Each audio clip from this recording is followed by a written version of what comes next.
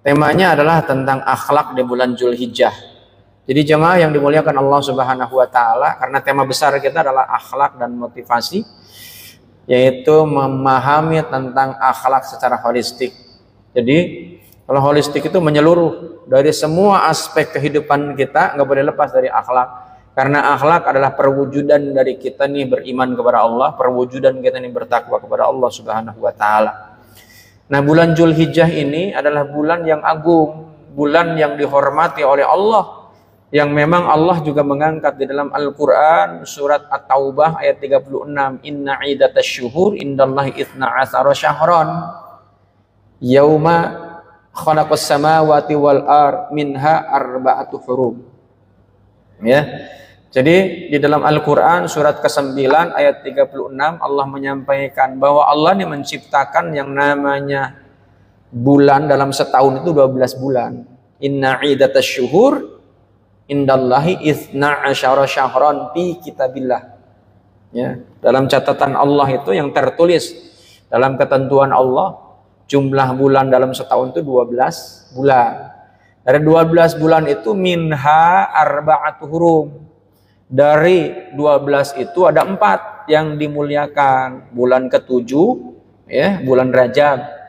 Bulan ke-11 bulan Dzulqa'dah. Bulan ke-12 yaitu saat ini, yaitu Zulhijjah. Dan bulan pertama namanya Muharram. Sebab itulah ini kaitan dengan Zulhijjah ini, umatnya Rasulullah Muhammad SAW itu diperintahkan oleh Allah ketika masuk pada bulan Zulhijjah. Ada 2 perintah yang utama. Dan ini wajib. Tapi nanti wajibnya pun ada syarat. Ya. Memang tidak semuanya itu wajib melakukan. Tapi ini kewajiban yang ada dilakukan di bulan Zulhijjah, bukan di bulan yang lain. Apa itu? Kewajiban yang harus dilakukan khusus di bulan Zulhijjah itu ada 2. Yang pertama adalah ibadah haji. Ya. Ibadah haji itu masuk dalam rukun Islam. Jadi kalau kita ini tidak menjalankan rukun Islam secara sempurna, maka belum dikategorikan Islam. Berarti wajib itu, yang namanya rukun itu kan kewajiban. Kan ada syarat dan rukun. Apa bedanya syarat dengan rukun? Syarat juga wajib. Kalau syarat itu adalah kewajiban yang dilakukan sebelum kita melakukan. Kalau rukun itu di dalamnya. Syarat orang beragama Islam, harus syaratnya, ada syaratnya itu. Kalau rukun Islam itu berarti sudah masuk Islam. Maka ketika kita sudah masuk Islam, ya, maka kita ini ada rukunnya. Rukun itu kewajiban yang ketika kita sudah berada di dalam. Kalau kita sudah ada di dalam, tidak menjalankan, belum dikategorikan sebagai orang Islam. Nah, apa salah satu rukunnya adalah haji. Nah, haji itu kapan dilakukan? Haji itu adanya hanya di bulan Zulhijjah. Maka sebutannya Zulhijjah. Jul itu artinya memiliki, hijjah itu adalah haji. Yang memiliki ibadah haji adanya di bulan Zulhijjah. Jul itu artinya pemilik, hijjah itu adalah perkara-perkara agung. Jadi di bulan Zulhijjah itu yang memiliki perkara-perkara agung adanya di bulan Zulhijjah. Maka kalau di Ramadan itu 10 terakhir, kalau di Zulhijjah itu 10 awal. Ya. Memang ada khusus, nanti ada dalilnya. Nah, kaitan dengan ibadah haji ini memang tidak semuanya wajib.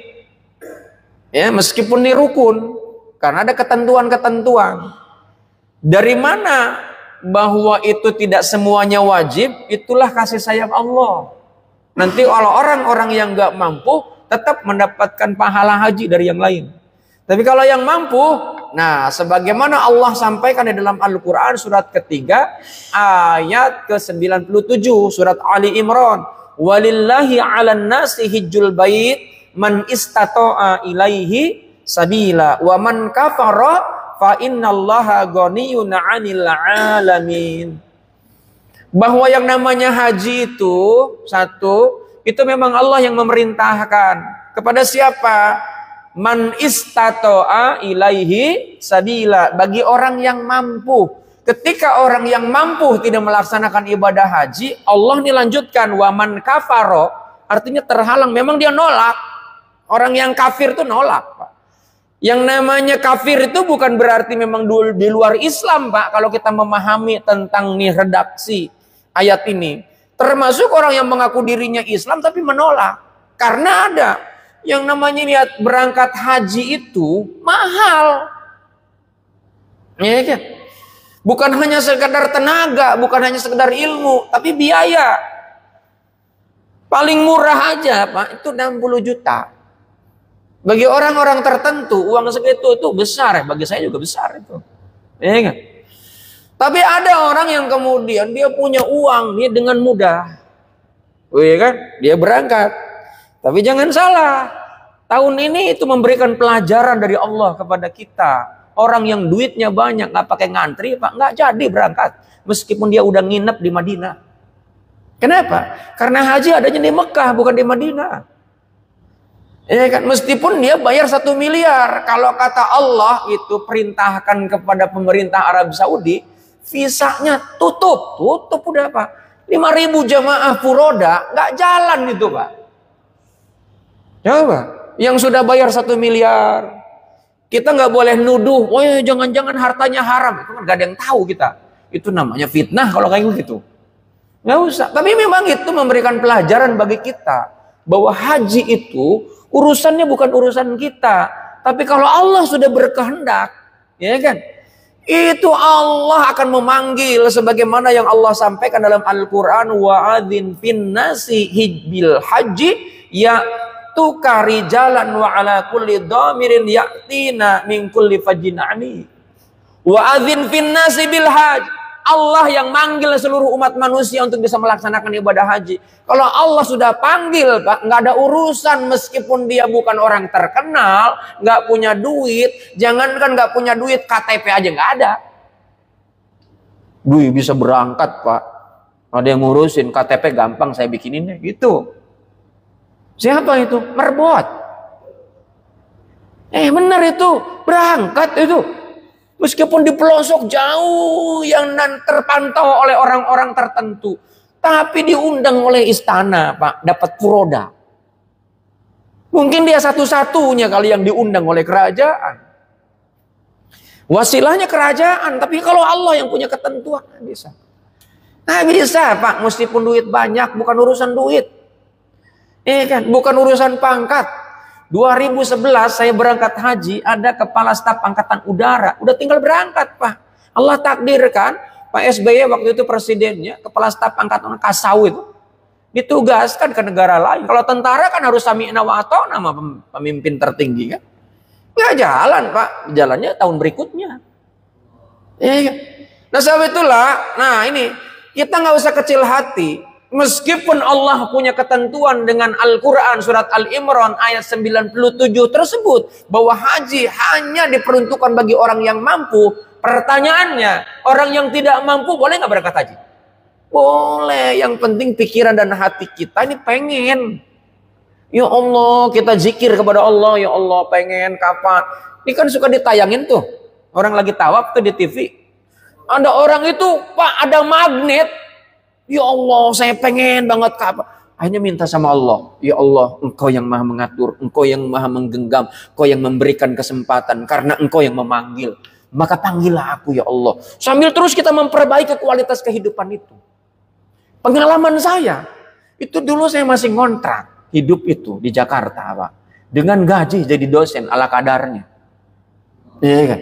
Saya ini kan pernah kerja di PLN, Pak. Tahun 90 gaji cuma 150.000, Pak. Sarjana itu. Ya mungkin ngalamin lah teman-teman di PP kan. Itu tahun 90. Coba bayangin jemaah yang dimuliakan Allah Subhanahu wa taala, tiba-tiba datang ke rumah kontrakan. Saya nggak pernah cerita tuh sama orang tua saya, khususnya ibu saya. Ibu saya datang. Nah, pakai bahasa Sunda, iraha rek diajak ke haji. Kapan mau diajak ke Mekah berangkat haji? Saya bilang, ayo kapan besok? Gitu. Kalau saya nggak pernah mengatakan, duit dari mana? Mikir dong, Mak. Kalau orang kita kan begitu kan? Saya nggak lakukan itu. Saya nggak pernah cerita tentang kesusahan kepada orang tua, nggak pernah. Iya. Saya di kelas 3 SD udah cari uang sendiri, Pak. Kenapa? Karena orang tua nggak mampu. Maka kemudian saya diajarkan mental oleh ayah. Ya kan? Meskipun ayah saya tidak berpendidikan tinggi. Nah sebab itulah, kemudian saya jawab, oke. Saya bilang, kapan ayo? Oh begitu. Ya kan haji memang tiap bulan. Haji kan ada waktunya. Berarti kan paham ibu saya kan. Saya bilang, oke kalau gitu. Tahun kapan? Saya bilang, mak maunya. Ya kan? Oh sudah Pak. Kita berdoa sama Allah Pak. Sholat duha saya lakukan, sholat malam saya lakukan, puasa saya lakukan, minta sama Allah. Karena ini ibu saya yang minta. Minta sama Allah Pak. Begitu minta sama Allah Pak. Alhamdulillah 2 tahun Pak. Berangkat itu. Wasilahnya apa? Ini kan saya sering ngisi ceramah bukan hanya di sini aja. Wasilahnya Pak, suatu ketika Ramadan diundanglah saya ngisi ceramah di rumahnya Deputi Bank Indonesia yang sekarang jadi wakil dan tentara, namanya Pak Dr. Mulyaman Hadad. Saya nggak kenal sama beliau, tapi ada yang ngundang Pak. Mungkin ya panitianya kali, ya kan? Sudah, saya saat diundang Pak, badan saya sakit Pak, meriang, demam. Akhirnya saya nggak mau jalan. Udah saya bilang saya nggak bisa datang. Istri saya buat, udah jalan. Jangan mikirin mau dibayar atau enggak. Ya kan? Enaknya punya istri yang solehah. Diingetin kita. Ya kan? Udah jalan. Nggak usah mikirin mau dibayar apa enggak. Kalaupun nanti meninggal, Allah nanti yang di jalan Allah itu. Ya udah, karena istri ngomong gitu kan, nasihat bener juga gitu. Ya udah saya jalan lah. Gitu. Insya Allah jadi keberkahan. Udah jalan Pak. Sambil agak malas-malesan sebetulnya. Tapi saya bawa buku. Saya kan nulis buku Pak. Judulnya The Balance Wise. Nah begitu saya bawa buku, datang sampai ke lokasi agak telat, di situ Pak, sudah ada yang ceramah Pak. Jadi saya nggak ceramah, sudah ada yang ceramah. Menteri Koperasi, saya lupa namanya siapa gitu, Menteri Koperasi itu. Di eranya Pak Habibie itu siapa namanya? Menteri Koperasi. Iya pokoknya Menteri Koperasi. Siapa namanya? Pokoknya Menteri Koperasi lah. Tapi saya terkenal lah gitu. Sudah. Begitu saya ceramah, saya disuruh ceramah tapi udah ada ceramah nih. Maghrib udah tinggal 3 menit lagi. Ya sudah nggak apa-apa. Nah kemudian Pak Mulyaman bilang, Pak, Bapak kan nggak jadi ceramah, Bapak jadi imam aja dah. Oh saya bilang jangan, saya nggak biasa jadi imam, saya bilang. Akhirnya karena dipaksa, udah jadi imam lah. Jadi imam. Begitu selesai saya sholat maghrib, saya kasih buku Pak Mulyaman itu. Begitu kasih buku, kata Pak Mulyaman, ini kan yang hadir Pak, di dirut bank Pak, Deputi Pengawasan Perbankan, ya kan dirut bank. Saya kasih Pak, ini ada buku apa? Saya bilang yang saya tulis. Kemudian beliau bilang gini, ini ada buku bagus, padahal dibaca juga belum. Coba siapa yang gerakin tuh? Kalau deputi yang ngomong begitu, kira-kira dirut itu Pak, ngeburu buku gak tuh? Langsung Pak. Selesai itu sholat Pak, saya dikejar Pak, bukunya masih ada nggak? Nggak ada, orang cuma bawa 1. Saya bilang kalau perlu catat aja. Itulah aja Pak. Ada salah satu dirut Bank Jatim Pak, namanya Pak Mulyono namanya. Saya masih ingat banget. Pak Mulyono itu kemudian dia telepon saya, Pak, Bapak bisa nggak bikinin proposal? Untuk apa? Saya bilang. Itu SDM saya tolong bina. Wah saya bilang bisa lah. Itu kan hampir 5.000 Pak pegawainya Pak. Tolong kasih pelatihan Pak. Itu seluruh pegawai kami. Ya kan, untuk program pengembangan SDM. Saya bilang siap. Udah Pak. Akhirnya udah jalan Pak. Dapatlah uang 500 juta. Udah saya bilang sama ibu saya, kita umroh. Ya kan, haji kan belum musim kan.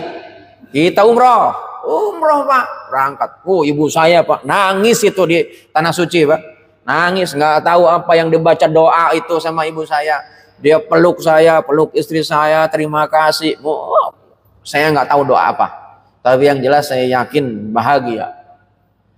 Pulang dari umroh Pak, saya suruh ngajar juga di BUMN, ngajar di PLN, ngajar di perusahaan. Terus Pak, akhirnya kan pulang dari umroh. Itu travel nawarin, Ustaz mau berangkat haji gak? Memang kenapa? Ada tuh jatah 3 orang lagi. Saya tanya ibu saya, Mak, mau berangkat haji gak? Kan udah. Oh, saya bilang beda, ini umroh. Haji kan belum. Saya bilang kan, haji belum. Saya bilang, gimana tahun ini? Kata ibu saya, enggak. Nah kalau ibu saya nggak mau, dia bilang, gimana kalau tahun depan? Boleh. Ya udah, tahun depannya Pak, 2011 berangkat Pak, gitu kan. Dan alhamdulillah Pak, wah memang terus Pak. Maka saya bilang udah, ketika Allah sudah menentukan Pak, nggak ada Pak yang bisa menghalangi. Di sana itu dikasih kemudahan, dikasih ini. Cuma memang saya ketika mau berangkat, ibu saya kan sempat bilang begini, nanti kalau haji gimana ya? Dapat cerita kan? Nanti kalau di haji di sana dibalas gini. Ibu saya agak khawatir tuh. Yang namanya udah sepuh kan, 90 tahun usianya. Terus saya bilang begini dengan agak sombong. Sebenarnya sih nggak ada sombongnya. Udah Mak, nanti saya yang jagain. Cuma ngomong gitu kan. Apa yang terjadi cuma? Justru malah yang ngejagain itu bukan saya kepada ibu saya. Malah saya yang dijagain ibu saya. Saya ambruk, sakit, drop. Wah luar biasa Pak. Ibu saya mah Pak, kalau bahasa Jepang tuh jag Pak. Sehat. Orang banyak yang ini muji. Itu jalan pada dari tempat kita ini berada di tempat untuk lontar jumrah itu kan cukup jauh. Jalan kaki nggak mau tuh digendong, nggak mau dipakai tandu, nggak mau. Tawaf sa'i pakai jalan kaki udah. Padahal udah usia 90 tahun. Bayangkan ya. Nah sebab itulah kalau Allah sudah berkehendak Pak, itu nggak ada yang sulit Pak. Dan itu jangan coba-coba kita mengeluarkan kata-kata dengan keangkuhan. Oleh Allah, saya buktikan, memang dibuktikan itu sendiri. Bukan cerita orang lain. Pernah juga tahun 2000, ya tahun 2001 gitu saya umroh pertama. Ya 2001. Umroh pertama saya datang ke sana. Dulu kan kita sholat pengen banget melaksanakan itu yang pengen lihat Ka'bah langsung. Begitu lihat Ka'bah, kan Masjidil Haram nggak begitu besar kan Pak? Nggak begitu besar. Begitu masuk Masjidil Haram kan disuruh baca doa. Saya enggak. Ini pengalaman pribadi. Saya enggak. Begitu lihat, ya saya bilang Ka'bah cuma begini doang gitu. Katanya kalau lihat di TV kan begitu megah kan? Aslinya kecil Pak, ya kan? Ya aslinya kecil. Ya Ka'bah begitu doang. Ya udahlah. Jadi nggak ada kagum-kagumnya lah gitu kan. Cuman ya tetap gemeter sih ada. Cuman memang dalam itu cuma terbersit doang. Apa yang terjadi jemaah? Besok saya zuhur, niat saya baca Quran, ya kan baca Quran. Itu di bawah tiang. Saya baca Quran, Qurannya nggak jadi, dibikin ngantuk tidur Pak. Begitu tidur, dicolek sama kawan saya. Saya bangun Pak. Apa yang terjadi di bawah tiang itu kan ada tempat naruh Quran kan? Ujungnya Pak nancap di jidat Pak. Darah berceceran. Saya kemudian sejak itu saya sujud di hadapan Allah mohon ampun. Ya Allah, saya bilang pikiran kotor saya itu dibersihkan oleh Allah. Dan itu kejadian, persis kejadian. Dan itu saya nggak sadar Pak, tahu-tahu sudah ada di perban kepala. Karena pingsan mungkin. Ya, itu gamis, peci putih itu berdarah semua. Pingsan Pak. Jadi memang itu penatap wajah Ka'bah itu kan ibadah Pak. Tapi saya saat itu Pak nggak ada terdecak kagum gitu. Biasa aja, bahkan hanya pelein gitu loh. Itu bukan peristiwa kepada orang lain, tapi peristiwa kepada diri saya. Sebab itulah ketika haji sudah berserah diri penuh kepada Allah, sebagaimana kita di salat, inna salati wa nusuki wa mahyaya wa mamati lillahi rabbil alamin, diserahkan kepada Allah sepenuhnya. Ketika kita nggak punya apa-apa, kita berserah diri kepada Allah, maka tidak ada kekhawatiran, la khaufun alaihim wa lahum yahzanun. Nggak ada kekhawatiran, berserah diri sama Allah. Yang penting kita tulus karena Allah, bekerja karena Allah. Nanti Allah yang akan datangkan rezeki dari arah yang nggak pernah terpikirkan oleh kita. Saya ini kan awalnya karena ingin berbakti sama orang tua Pak, tapi ternyata diberikan imbalan oleh Allah lebih. Ya kan? Maka kemudian jangan sampai kemudian ibadah itu karena kita ingin ini dan itu, tapi udah pokoknya ngalir aja, ibadah aja. Jadi jemaah yang dimuliakan Allah Subhanahu wa taala, maka nih berdasarkan ayat Al-Qur'an surat 22 ayat 27, Yang menentukan kita nih berangkat haji dan tidak itu Allah yang punya ketentuan. Saya 2011 berangkat haji itu, begitu saya masuk di bandara, langsung di-close dari pemerintah Mekah. Ada orang Indonesia Pak nangis-nangis Pak, udah nggak bisa masuk udah.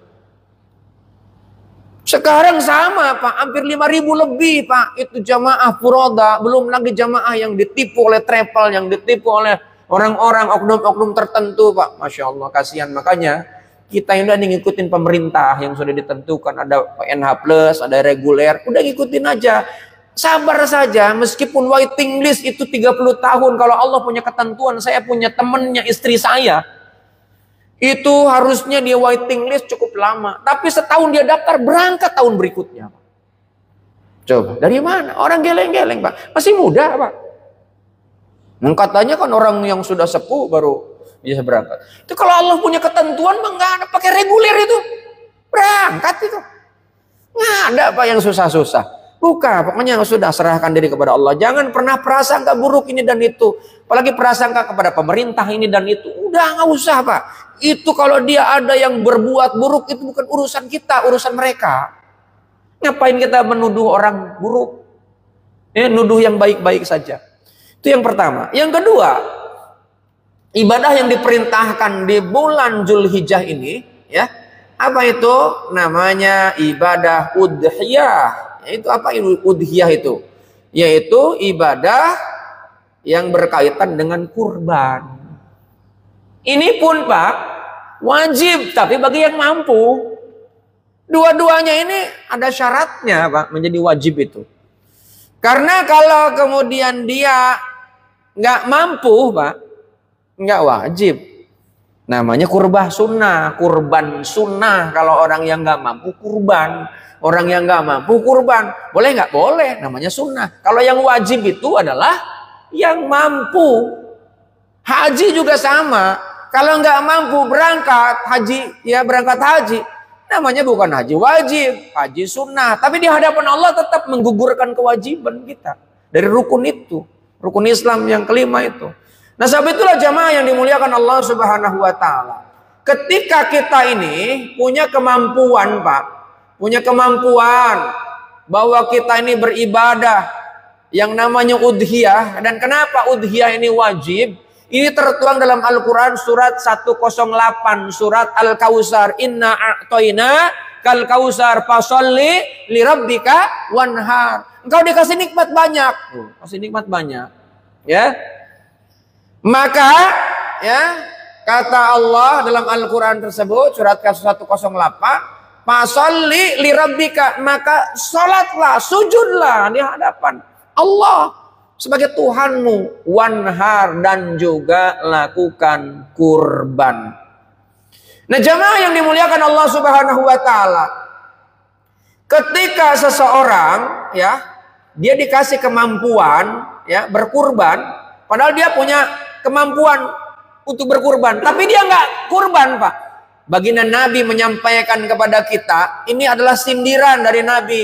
Man wajada sa'atan falam yudhi fala yaqrabanna musallana.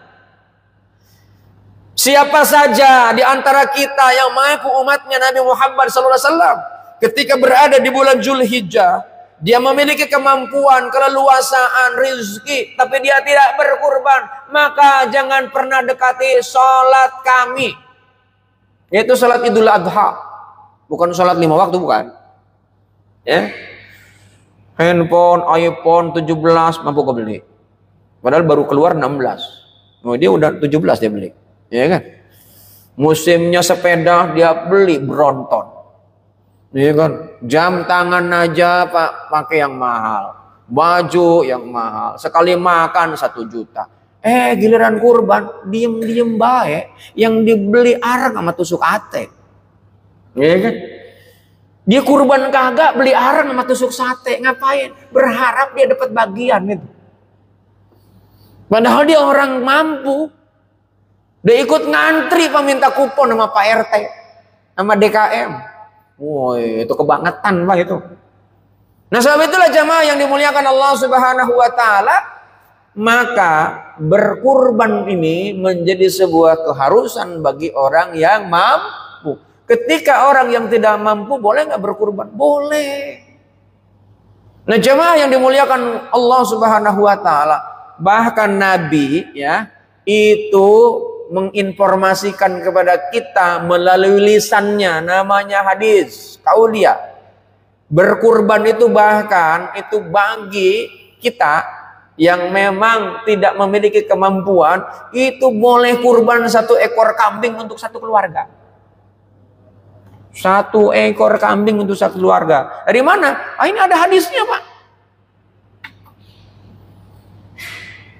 Bagi orang yang mampu boleh nggak? Boleh juga, Pak. Cuman itu agak bakhil aja. Ya kan? Ya bakhil saja, Pak. 1 keluarga 1 kambing, Pak. Mana cukup Pak dibagi-bagi itu daging. Udah begitu, Pak. 1 keluarga 1 kambing diserahkan ke panitia.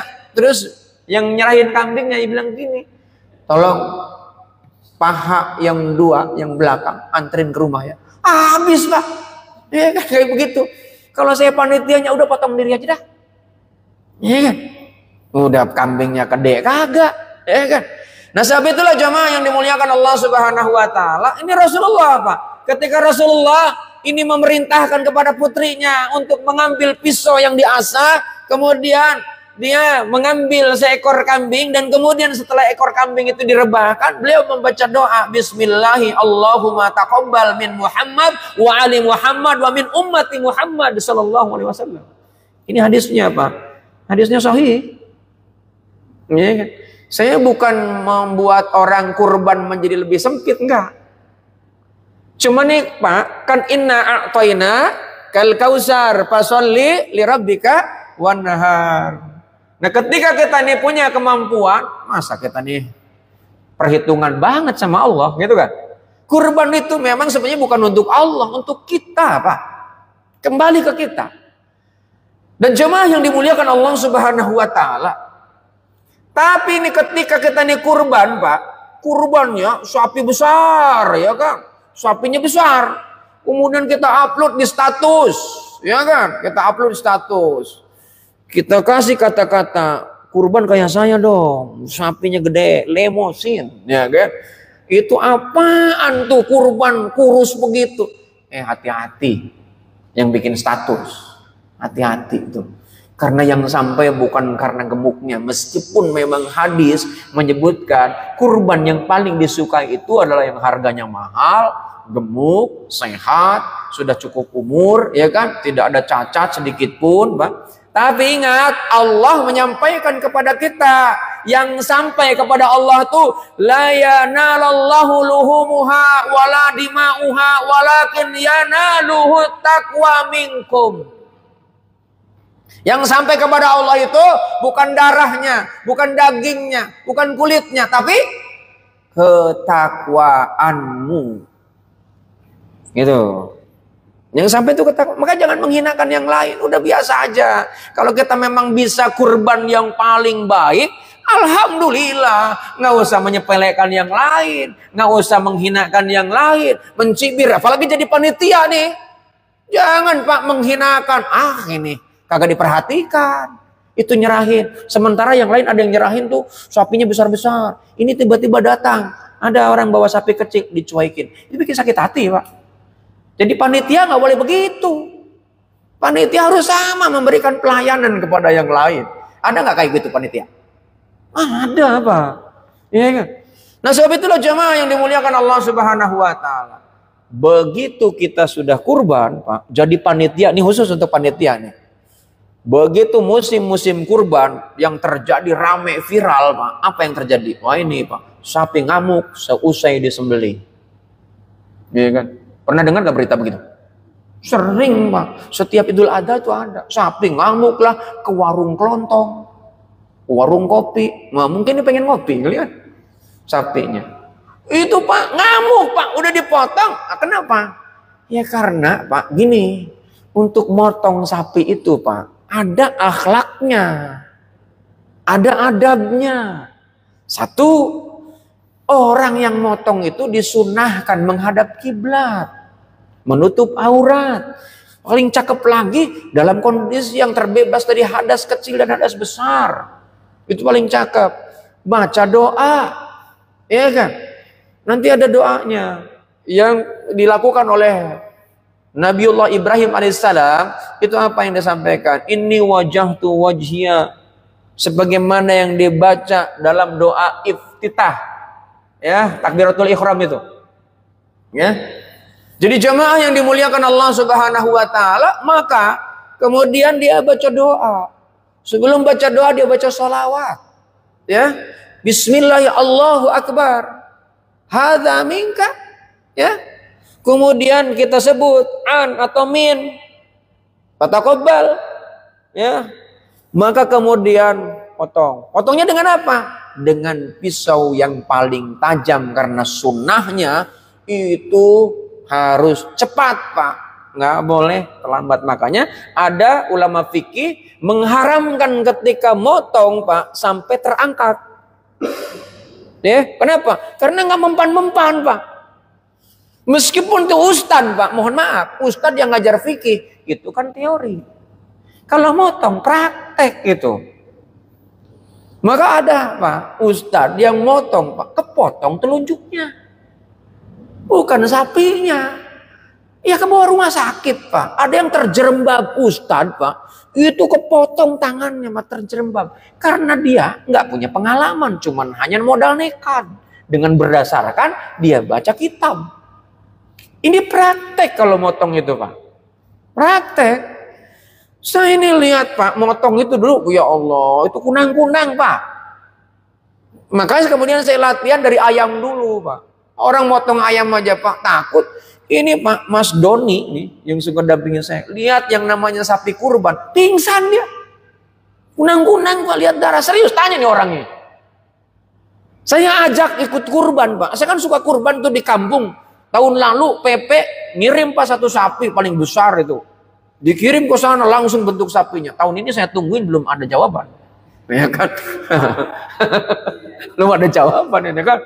Wih, itu, Pak, potong paling besar sapinya, Pak. Masya Allah. Itu sekampung, Pak. Itu 5.000 kakak kebagian, Pak. Alhamdulillah. Tadi saya di WA sama Hutama Karya. Alhamdulillah udah dapet dari Hutama Karya. Dari PP doang yang belum. Ya kan?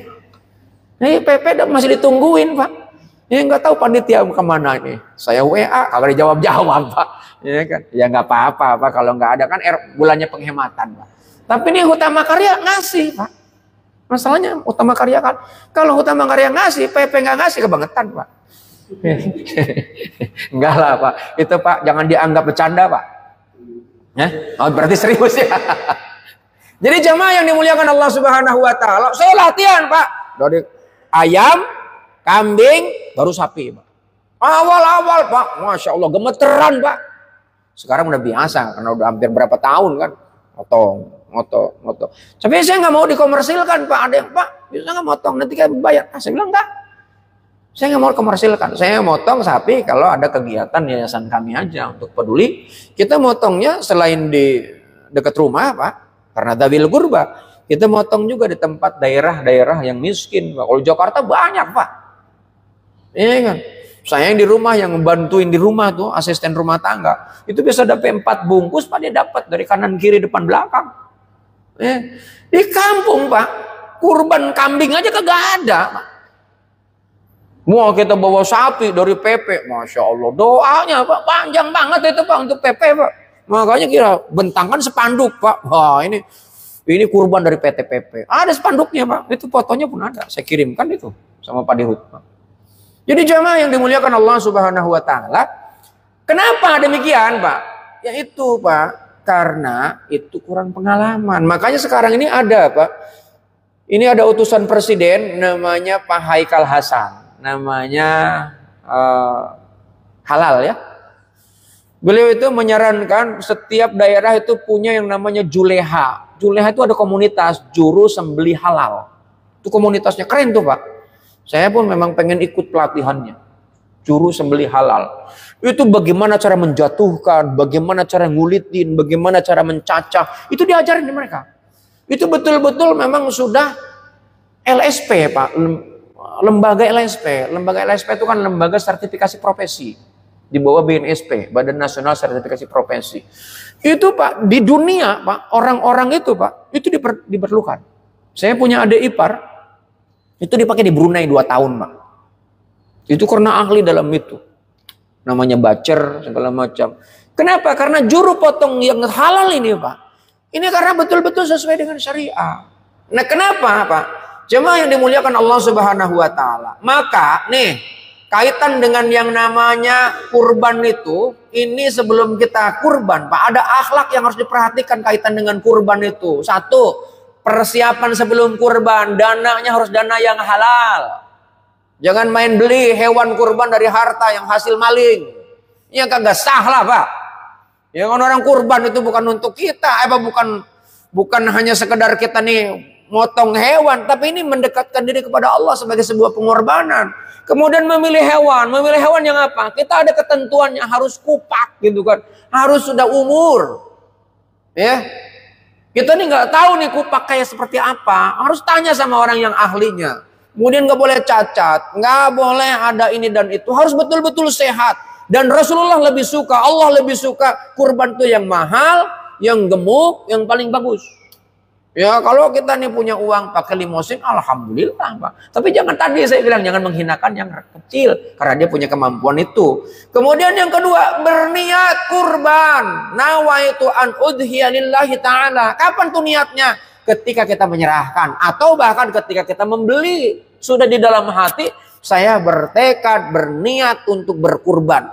Begitu sudah niat kurban tanggal 1 Zulhijjah, itu ada ketentuan hadis. Tidak boleh memotong kuku, nggak boleh mencukur kumis, tidak boleh memotong rambut. Nah itu memang kontroversi, Pak. Kontroversinya apa? Ada yang memang kaitan dengan orang yang berkurban, ada yang berkaitan dengan binatang kurbannya, ada yang memang betul-betul orangnya pun tapi dimakruhkan, tapi ada mazhab yang lain membolehkan, nggak ada masalah. Tinggal pilih aja mana yang memang menurut kita yakin bahwa itu adalah sesuai dengan keyakinan yang kita pilih. Tapi jangan kemudian memaksakan orang lain sesuai dengan keyakinan kita, yang kemudian kita mencemooh dan menyudutkan orang dengan pemahamannya.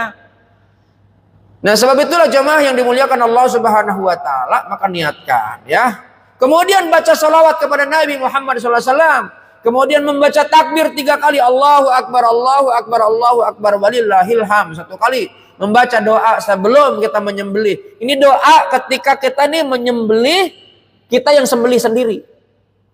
Ya, Allahumma hadhihi minka wa ilaika fataqabbal minni ya karim. Itu adalah kurban atas nama kita sendiri yang motong. Nah, ketika atas nama kita tapi diwakilkan, maka doanya ini, bismillahi wallahu akbar, Allahumma minka wa ilaika fataqabbal min siapa? Ya. Nah, kita sebagai jagal nih harus tahu.